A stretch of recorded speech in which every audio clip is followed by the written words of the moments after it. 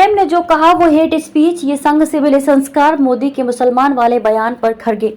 कांग्रेस ने प्रधानमंत्री नरेंद्र मोदी के मुसलमान वाले बयान को लेकर तीखा हमला बोला। मुख्य विपक्षी दल की ओर से इसे घृणास्पद भाषण करार देते हुए कहा गया कि ये लोगों का ध्यान भटकाने की सोची समझी चाल है।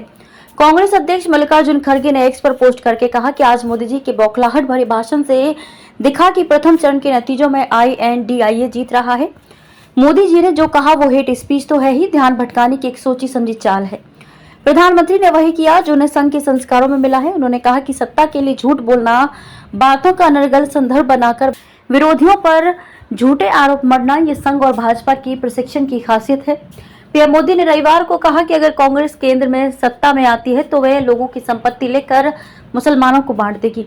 मोदी ने ये बात पूर्व प्रधानमंत्री मनमोहन सिंह के एक बयान का हवाला देते हुए कही, जिसमें उन्होंने कथित तौर पर कहा था कि देश के संसाधनों पर पहला हक अल्पसंख्यक समुदाय का है।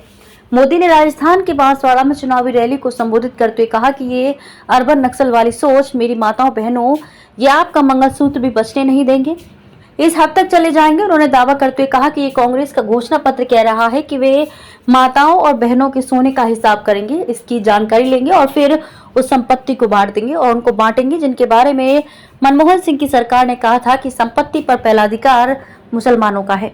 जनता अब इस झूठ के झांसे में नहीं आने वाली है। खड़गे मल्लिकार्जुन खड़गे ने इस पर पलटवार करते हुए कहा कि देश की 140 करोड़ जनता अब इस झूठ के झांसे में नहीं आने वाली है।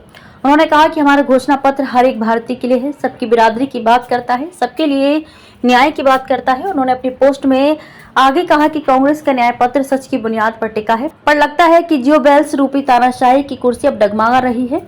भारत के इतिहास में किसी भी प्रधानमंत्री ने अपने पद की गरिमा को इतना नहीं गिराया जितना मोदी जी ने गिराया है।